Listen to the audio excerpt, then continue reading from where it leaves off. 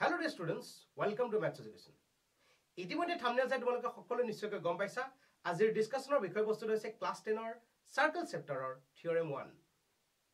এই থিওৰেমটো তোমালোকৰ বাবে কি কৈছে ইতিমধ্যে তোমালোকে স্ক্ৰিনত নিশ্চয়কৈ ধৰিব পাৰিছা। ভালদৰে চোৱা, ইয়াত আমাক কোৱা হৈছে যে কোনো এটা বৃত্তৰ এটা বিন্দুত তৰা স্পৰ্শকডাল স্পৰ্শ বিন্দুৰ মাজেৰে যোৱা ব্যাসাৰ্ধৰ লম্ব। মূলতে যেতিয়া আমি এটা কোৱেশ্চন ভালদৰে বুজি পাও, আমাৰ কাম হয় জিওমেট্ৰিৰ ক্ষেত্ৰত তাক চিত্ৰৰ দ্বাৰা প্ৰকাশ কৰা। আমাক যেহেতু এটা বৃত্তৰ কথা কোৱা হৈছে, কোন প্ৰথম কামটো হ'ব আমি বৃত্তটো অংকন কৰা। ফাৰ্স্ট কামটো কৰিবৰ বাবে আমি যদি আগবাঢ়িলো, আমাৰ বাবে বৃত্তটো আমি আঁকিছো। এটা বৃত্তৰ কথা কোৱা হৈছে, বৃত্তটো আমি এনেদৰে অংকন কৰি ললো। বৃত্তটোৰ ক্ষেত্ৰত আমাক কোৱা হৈছে এটা স্পৰ্শ বিন্দুৰ সাপেক্ষে এডাল স্পৰ্শকৰ বিষয়ে। আমি ইমাজিন কৰিছো এডাল আমাৰ এল নামৰ স্পৰ্শক। ও কেন্দ্ৰযুক্ত বৃত্তৰ পি বিন্দুত আমি ইমাজিন কৰিছো আমাৰ এল নামৰ স্পৰ্শকডাল অংকন কৰা হৈছে। আৰু এই ও আৰু স্পৰ্শ বিন্দুক যেতিয়া সংযোগ কৰিছো, আমি ও পি নামৰ এডাল ব্যাসাৰ্ধ আমাৰ বাবে পাইছো। এইটো জিওমেট্ৰি প্ৰুফ কৰোতে সদায় তোমালোকে ইম্পৰ্টেন্ট দিব লাগিব আমাৰ বাবে থিওৰেমটোৰ ৰিষ্টেটমেন্টটো। ৰিষ্টেটমেন্টত আমি কোনবোৰ কথা কওঁ ইয়াত তোমালোকে লিখি লবা। বিশেষ সূত্ৰ, বিশেষ সূত্ৰ। বিশেষ সূত্ৰত আমি কথাবোৰ এইবোৰ ক'ব লাগিব। তোমালোকে মোৰ লগে লগে লিখিব চেষ্টা কৰিবা। ধৰা হল চি অফ ও আৰ বৃত্তৰ, এইটো তোমালোকে এনেদৰে বহুতে নিলিখা, লিখিব চেষ্টা কৰিবা। চি অফ ও আৰ বৃত্ত বুলি ক'লে আমি এনেকে লিখিম। ইয়াত কোৱা হৈছে যে ও কেন্দ্ৰযুক্ত বৃত্তটোৰ ব্যাসাৰ্ধ আৰ। এই কথাখিনি ইমানবোৰ দীঘলকৈ নিলিখি আমি এনেদৰে ডাইৰেক্ট লিখিব পাৰো, চি অফ ও আৰ বৃত্ত বুলি ক'ব পাৰো। গতিকে তোমালোকে লিখা, ধৰা হল চি অফ ও আৰ বৃত্তৰ পি স্পৰ্শ বিন্দু সাপেক্ষে এল এডাল স্পৰ্শক। ধৰা হল চি অফ ও আৰ বৃত্তৰ পি স্পৰ্শ বিন্দু সাপেক্ষে এল এডাল স্পৰ্শক। তলত লিখিবা প্ৰমাণ কৰিব লাগে যে, প্ৰমাণ কৰিব লাগে যে কি প্ৰমাণ কৰিব লাগে আমি? আমাৰ টাৰ্গেটটো হৈছে ও পিৰ লগত এল লম্ব বা এলৰ লগত ও পি লম্ব। কথাটো একেধৰণে আমি যিকোনো এটা লিখিলে আমাৰ বাবে হ'ব। গতিকে মই লিখিছো O P is perpendicular to L. এইটো কোৱাৰ পিছত এতিয়া আমি প্ৰমাণৰ কথা আহিলে কেনেদৰে আমি ক'ব পাৰিম ই সমান্তৰাল, ই লম্ব হয়, পাৰপেণ্ডিকুলাৰ হয় বুলি আমি কেনেদৰে ক'ম? এতিয়া সদায় মনত ৰাখিবা যে কোনোবা এটা বিন্দুৰ পৰা এডাল ৰেখালৈ যদি আমি কিছুমান ৰেখাখণ্ড অংকন কৰো, সেই ৰেখাখণ্ডবিলাকৰ ভিতৰত যিডাল ৰেখাখণ্ড আটাইতকৈ চুটি হ'ব, এটা বিন্দুৰ পৰা এডাল ৰেখালৈ অজস্ৰ ৰেখাখণ্ড আমি টানিব পাৰো। এই ৰেখাখণ্ডবিলাকৰ ভিতৰত আটাইতকৈ চুটি যিডাল ৰেখাখণ্ড হ'ব সেইডালক আমি ক'ব পাৰো লম্ব বুলি। গতিকে মই যদি ইয়াত ও নামৰ বিন্দুৰ পৰা আমি আকো, তেতিয়াহ'লে এ বি চি ডি এখোপমান মই টানিছো। তাৰ ভিতৰত মই দেখিছো যে ও পি ডাল আটাইতকৈ চুটি। ও পি আটাইতকৈ চুটি, গতিকে এই ও ডিডাল, ও ডি যেহেতু আটাইতকৈ চুটি, গতিকে আমি ডাইৰেক্টলি ক'ব পাৰো O D is perpendicular to this line. এডালক নাম দিছো মই, ধৰি লোৱা পি বুলি নাম দিছো।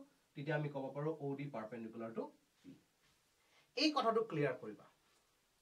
যিকোনো এটা বিন্দুৰ পৰা এডাল ৰেখালৈ টনা অজস্ৰ ৰেখাখণ্ডৰ ভিতৰত আটাইতকৈ চুটি ৰেখাখণ্ডডাল হ'ব সদায় লম্ব ৰেখাখণ্ড। গতিকে আমাৰ ও নামৰ বিন্দুটোৰ পৰা এল নামৰ ৰেখাডালৰ ওপৰত যিহেতু ও পি ডালক আমি লম্ব বুলি প্ৰমাণ কৰিব লাগে, ইয়াৰ অৰ্থ এইটোৱেই যে এই ওৰ পৰা টনা এল ৰেখাৰ ওপৰত টনা আটাইবোৰ ৰেখাখণ্ডৰ ভিতৰত আটাইতকৈ চুটিডাল হ'ব ও পি। অৰ্থাৎ আটাইতকৈ চুটি বুলি কেতিয়া কথাটো কওঁ? যেতিয়া আমি তুলনা কৰিবলৈ অপশ্যন পাম, যেতিয়া আমি ক'ব পাৰিম যে এইডাল ও পি, আনডাল ৰেখা থাকিব লাগিব যে দুডালৰ মাজত তুলনা কৰিলে আমি ক'ব পাৰিম এডাল চুটি এডাল দীঘল।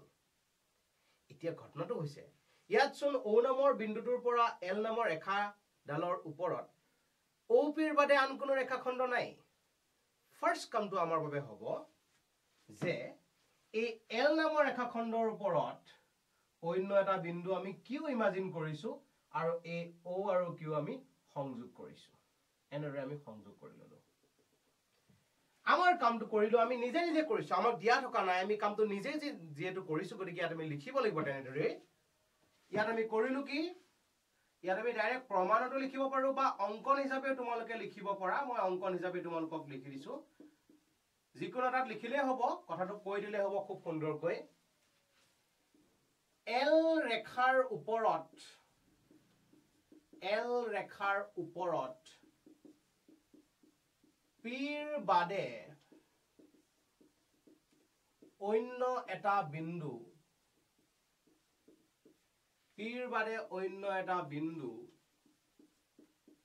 কিউ বিবেচনা কৰা হ'ল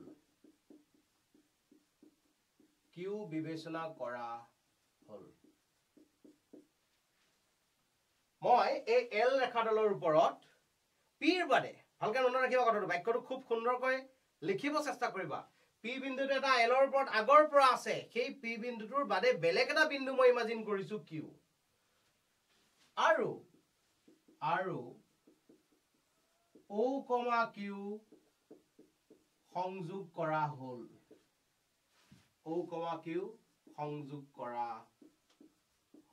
ও কিউ আমি সংযোগ কৰিলো এতিয়া আমাৰ কামটো হ'ল প্ৰমাণ আমি এই কথাখিনি এতিয়া এক্সপ্ৰেছ কৰিম যি শিকিলো ইমানখিনি থিওৰেম আমি শিকিলো ক্লাছ 9ত ইমানবোৰ থিওৰেম শিকিছো ইমানবোৰ সাৰ্কেল ৰিলেটেড কথা শিকিছো এই কথাবিলাক আমি এপ্লাই কৰাৰ কাম আমাৰ এতিয়া আহি পৰিছে এতিয়া আমি কোনটো কথা চোৱা যে আমি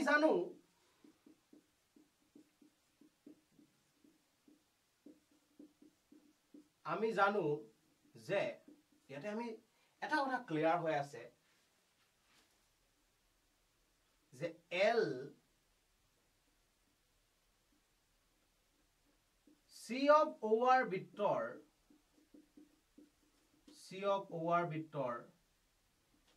P স্পৰ্শবিন্দু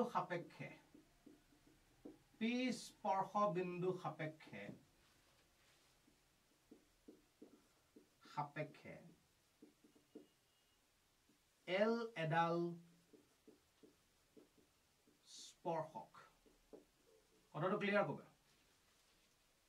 C of OR বৃত্তৰ ক্ষেত্ৰত P নামৰ স্পৰ্শ বিন্দুটোৰ সাপেক্ষে L এডাল স্পৰ্শক আৰু আমি কৈছো স্পৰ্শক সেয়ে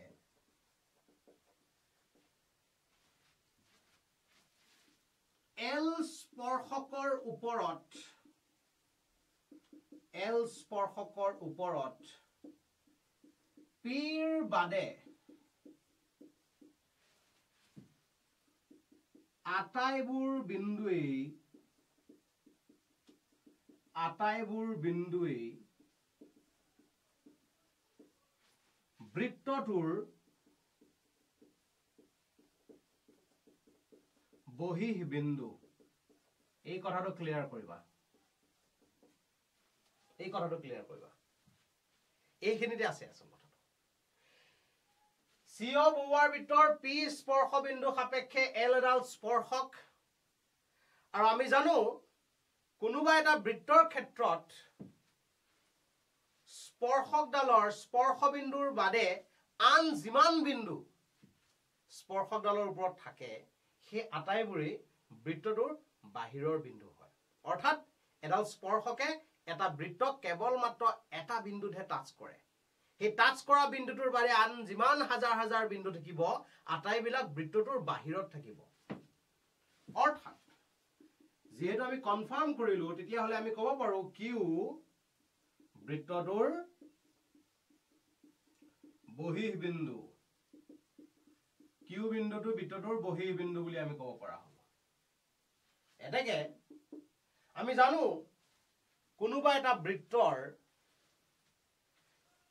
এটা বিন্দু কিউ যদি তাৰ বহিঃ বিন্দু হয় তেতিয়ালে সেই বিন্দুটো আৰু কেন্দ্ৰ সংযোগী ৰেখাখণ্ডডাল ব্যাসাৰ্ধতকৈ সদায় দীঘল হয় এটো জানো যে কোনোবা এটা বিন্দু কিউ এটা বৃত্তৰ ক্ষেত্ৰত যদি কি বহিঃ বিন্দু হ'ব লগা হয় তেতিয়া হলে সেই বিন্দুটো আৰু কেন্দ্ৰ সংযোগী ৰেখাখণ্ড সদায় বৃত্তটোৰ ব্যাসাৰ্ধতকৈ দীঘল হয় এটো থিওৰেম আছিল এটো আমাক শিকোৱা হৈছিল বেছিক কথাটো তো OQ is greater than OP বুলি আমি ক'ব পৰা হলো কাৰণ OP বুলি এটো কাৰণে কৈছো R আৰু OP আসলতে বেলেগ বেলেগ নহয় P টো যেহেতু বৃত্তটোৰ ওপৰত থকা এটা বিন্দু গতিকে P বিন্দু আৰু কেন্দ্ৰ সংযোগী ৰেখাখণ্ডডাল ব্যাসাৰ্ধৰ সৈতে সমানেই হ'ব গতিকে ফাইনালি আমি ক'ব পৰা হলো যে OP OQ তকৈ ছুটি অৰ্থাৎ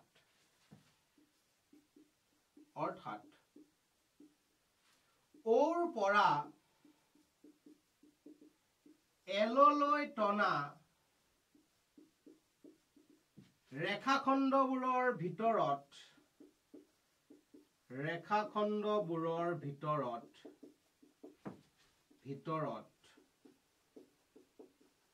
OP আটাইতকৈ ছুটি হয়নে এইমাত্ৰ গম পালো OP আটাইতকৈ ছুটি আৰু আমি কি বুলি শিকিছো বৃত্ত এটাৰ বা বৃত্ত বুলি কথা নহয় যিকোনো এটা ৰেখাৰ পৰা যিকোনো এটা বিন্দুৰ পৰা এডাল ৰেখালৈ টনা আটাইবোৰ ৰেখাখণ্ডৰ ভিতৰত আটাইতকৈ ছুটি ৰেখাখণ্ডডাল সদায় কি হয় লম্ব হয় এটাকে OP is perpendicular to L ভালৰে চোৱা এটা খুব সুন্দৰ থিওৰেম মই কৈছোৱে তোমালোকক থিওৰেম বিলাক মই ধুনিয়াকৈ তোমালোকক প্ৰুফ কৰি দিম আৰু মই এবাৰ চাইছো এই সাৰ্কেল চেপ্টাৰটোৰ যি দুটা থিওৰেম আছে আৰু যিকেইটা কোৱেশ্চন মই তোমালোকক কৰি দিম এই আটাইকেইটা কোৱেশ্চন প্লেলিষ্ট বনাই তোমালোকক দি দিম তোমালোকে ফলো কৰিবলৈ নাপাহৰিবা যদি চাই থাকা তেতিয়াহে মই ভিডিঅ' বনাবলৈ সাহস পাম গতিকে খুব সুন্দৰকৈ ভিডিঅ'টো চাবা আৰু তোমালোকে যদি কিবা বুজি নোপোৱা মোক জনাবলৈ চেষ্টা কৰিবা আজিলৈ মানে ধন্যবাদ